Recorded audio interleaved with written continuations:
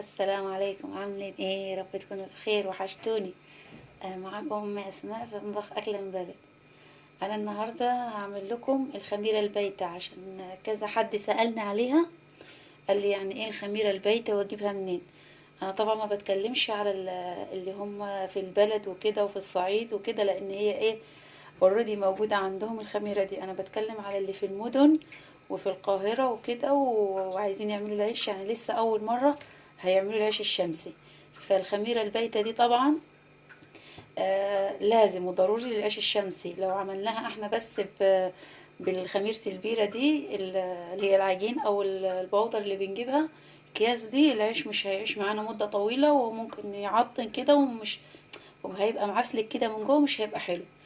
فالخميرة البايتة دي بتحافظ لك على العيش مدة اطول، ويعني ممكن يقعد معاكي بره التلاجة 3 ايام او 4 من غير ما يبوظ ولا يعطل. لو في الشتاء، لو في الصيف هيقعد معاكي يومين بره التلاجة برضو بالخميرة البايتة دي او 3.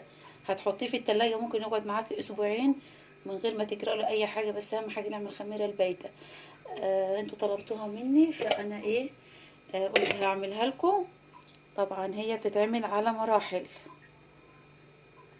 تمام. هنا انا معايا البرطمان ده، هو بلاستيك يعني، ومعاه غطا. اي حاجة ليها غطا محكم كده، برطمان عندك، حلة صغيرة ليها غطا، طبق، اي حاجة بس يكون ليه غطا. تمام. هيكون معايا هنا ايه، كوباية مية دافية دافية. تمام، زي اللي بتخبزي بيها العيش كده في الشتاء. وطبعا الردة دي والدقيق مش هاخد الكمية دي كلها، هاخد منها بس ممكن معلقتين 3 كده. دي الردة اللي هي بتاعت اللي بنجيبها من عند العطار. ده ايه، وده الدقيق عادي، اي دقيق. تمام. هشوف هاخد ايه كمية رده وكمية دقيق، وهنعمل الخميرة البايتة. تمام.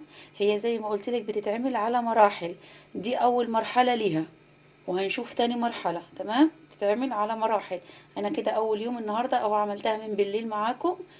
هنشوف وهنشوفها هتخمر امتى، وبعد كده هتكون معاكي الخميرة دي موجودة على طول، مش هتضطري تعملي ليها ايه، ليها المراحل دي كلها. دي اول مرة بس. ولو عندك جارتك او حد عايز ياخد منك الخميرة البايتة دي، هتبقى موجودة عندك على طول، هتستخدميها، يبقى استخدامها سهل. بس دي اول مرحلة ليها، اللي ما عندوش الخميرة دي. وبعد كده هتبقى موجودة عندك على طول. تمام. اهو كده هنضيف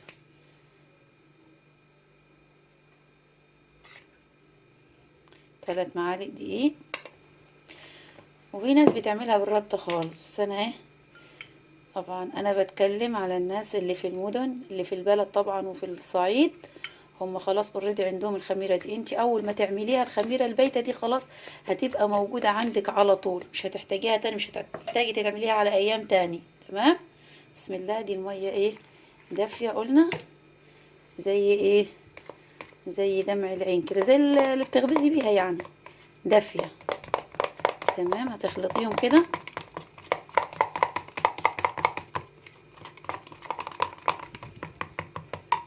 عايزين نزود تاني معلقة، حبة دقيق.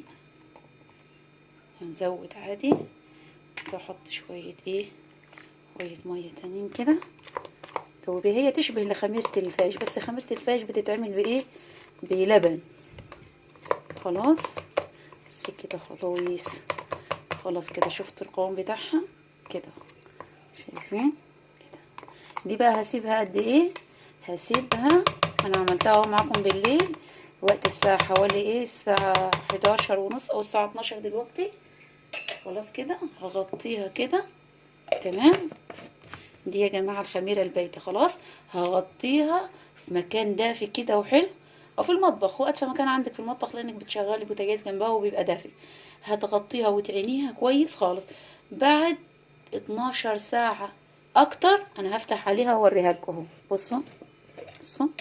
ارش لها ايه، ارش لها شوية دقيق كده، عشان ايه، هشوفها لو اختمرت. خلاص. شفتوا شكلها عامل ازاي. وهنفتح عليها بعد 12 ساعة نشوفها عاملة ازاي. تمام. هي الخميرة البايتة دي لأول ناس، أول ما يكونش عندهم الخميرة البايتة دي خالص. أما اللي في البلد طبعا إيه، معروفة إن عندهم الخميرة البايتة دي، هتفضل معاكي عندك خميرة على طول، هتعينيها في الفريزر، هتفضل معاكي على طول سنين تستخدمي منها. تمام. دي للناس اللي عايزين الخميرة البايتة. خلاص هغطيها كده باذن الله بعد 12 ساعه، هوريها لكم هي عملت ايه. ولو اخدت اكتر من 12 ساعه برضو عشان الجو برد هنشوفها. اول ما تختمر هنعرف هنعمل لكم منها ايه الخميره البايته اللي انتوا شفتوني غبست منها ايه العيش الشمسي. السلام عليكم. انا هنا طبعا قلت لكم الخميره اللي هي البايته، قلنا ايه، قلت لكم هنقعدها 12 ساعه ونفتح عليها. تمام، لا هنا خدت كام، عملتها بصوا كده شايفين هي كده ايه خمرانه. تمام، عدى عليها كام ساعه، تعال نحسب مع بعض عشان كده بيبقى ايه مظبوطين. بصوا شايفين خمران اللي فيها، شايفين دي بقى ايه الخميره البايته بتاعت العيش الشمسي اللي عملناها مع بعض. قلت لكم انا عملتها امبارح كانت الساعه كام، كانت الساعه 12 ونص او 1 بالليل. تمام، ودلوقتي الساعه كام، الساعه 12. يبقى من 12 ل 12 كام ساعه، يبقى اخدت معانا، بصي اخدت معانا قد ايه، اخدت معانا 12 ساعة. تمام زي ما قلت لكم. بس انا عملت ايه، دفيت الفرن اول، فتحت الفرن حوالي خلاص. يبقى هنا قعدت معايا كام 12 ساعة. ليه؟ علشان انا دفيتها ودفيت الفرن حطيتها فيها. انت لو مش هتدفي الفرن وهتسيبيها كده يبقى هتسيبيها 24 ساعة. تمام، هي اخدت معايا 12 ساعة. ليه؟ لان انا لقيت الجو ساقعة وحطيتها ايه دفيتها، يعني دفيت الفرن وقفلت طفيتها دفيان بس كده، ورحت حطيتها فيها ومغطياها. طبعا زي ما انتوا شايفين هي قلت لكم تشبه ايه، تشبه خميره الفاش. هتدوقيها كده هتلاقيها ممززه، الطعم بتاعها ايه ممزز. تمام، طالما لقيتيها ممززه كده وخمرت معاكي بالشكل ده كده كده هي ايه خمرانه. طبعا شكلها غير امبارح خالص، صح؟ تمام، يبقى هي ايه، هي الخميره البايته دي.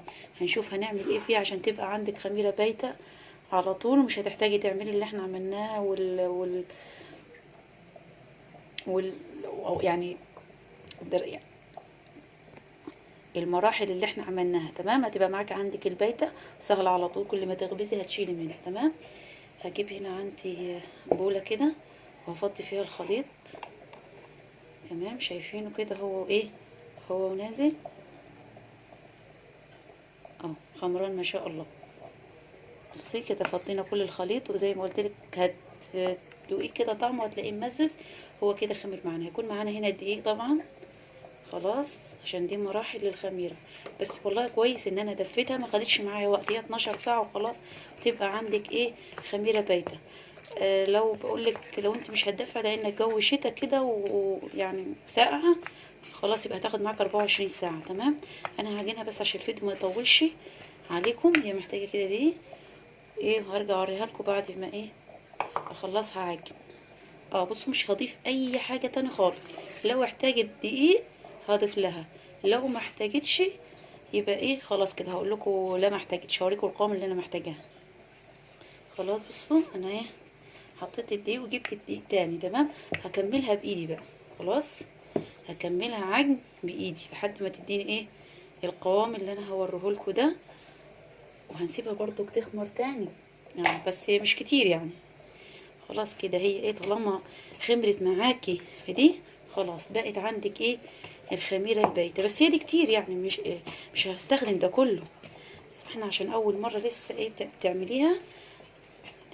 خلاص كده عشان التليفون والله كل شويه بيفصل.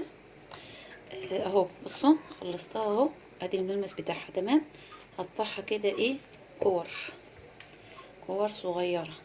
تمام كده تقطعيها كور. احنا طبعا عاملين كميه كبيره، احنا بس اللي بنستخدمها في الغمس هي الكميه دي. تمام، طبعا خليها تخمر، هقطعها كور زي كده كلها عشان الفيديو برضو ما يطولش عليكم واوريها لكم. اهو بصوا طلعوا كام 4 كور، بس انا كبرت دي يعني. بصي لو قدرتي او تعرفي تعملي كميه قليله يا ريت يبقى احسن يعني، لان ده كله مش محتاجينه، احنا محتاجين حتى قد كده بس. فانت اعملي كميه قليله ببطرمان ايه صغير يكون احسن. تمام، انا كده عملتها كور كده زي ما انتم شايفين. احنا مش محتاجين غير زي دي بس، او عايزه تعملي قد دي تمام. هعمل لها ايه كده، هسيبهم يخمروا. تمام، بس هجيب كيس ثلاجه. تمام، انا بعمل كده. تمام، هجيب طبعا لازم تغرقيها بالدقيق كده. هجيب كيس ثلاجه اللي انت هتعمليها دي كده تحطي كده، تحطيها في كيس التلاجة، ونحط عليها ايه شويه دقيق، يعني حبه دقيق حلوين كده علشان لما تخمر ما تلزقش في الكيس. تمام. انت فرضنا عملتي مثلا حته واحده كده، هتعينيها بس لما تخمر. هتتعينيها فين؟ هتعينيها في الفريزر، مش هنعينها دلوقتي كده. هتسيبيها فين برضو؟ في المطبخ، في حراره الغرفه او في حراره المطبخ. تمام. هنسيبها كده، هتلاقيها ايه، تلاقيها اختمرت كده وكبرت. خلاص هتحطيها في الفريزر، تستخدمي منها. عايزه تستخدمي منها على طول اول ما تخمر تعمليها الشمسي. تمام. خلاص هوريهم لكم اول ما يخمروا. دول برضو هغطيهم بالدقيق، لو عايزه اسيبهم كده رش عليهم دقيق واغطيهم عشان تشوفوهم. وانا بس اوريدي انا بعمل كده يعني لما بخلي الخميره البايته بربطها كده وبسيبها تخمر الاول. هما ممكن ياخدوا 3 ساعات او 4 ساعات كده تاني عشان يخمروا. تمام. هقول لكم برضو اخدوا معايا قد ايه وقت. وبعد كده ايه اعينها في الفريزر واستخدمها تاني. كل ما اغبز استخدمها. خلاص بقى عندك الخميره البايته. تمام. كل ما تغبزي تعجني العيش وتعملي الخميره بتاعت البايته، وهتاخدي منها كوره زي كده وتسيبيها تخمر 3 ساعات من بره التلاجة. وبعد كده تحطيها في التلاجة، كل ما تغبزي تاخدي منها. خلاص عندك بقى خميره بايته على طول. تمام.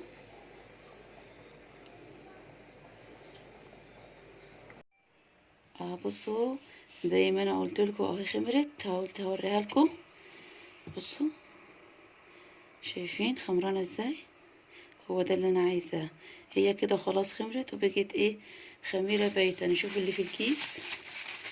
وكل ما تغبزي منها وتبقى عندك بقالها وقت كل ما تبقى افضل. تمام. هي قعدت قد ايه؟ عشان انا قلت لكم هقول لكم اهو. هي كده خمرانه. تمام. هتنفع تغبزي بيها. خلاص هي كده الخميره البايته خمرت. اظن شفتوا شكلها قبل وبعد. قلت هوريها لكم كده. خلاص دي قعدت حوالي 6 ساعات او 7 ساعات، لان الدنيا الجو ساقعه. لو في الشتاء مش هتقعد 3 ساعات او 4. تمام. يا رب الفيديو يكون عجبكم. ولو عجبكم الفيديو ما تنسوش اللايك والاشتراك في القناه. ولو في اي استفسار ولا اي حاجه قولوا لي في الكومنتات وهرد عليكم. السلام عليكم.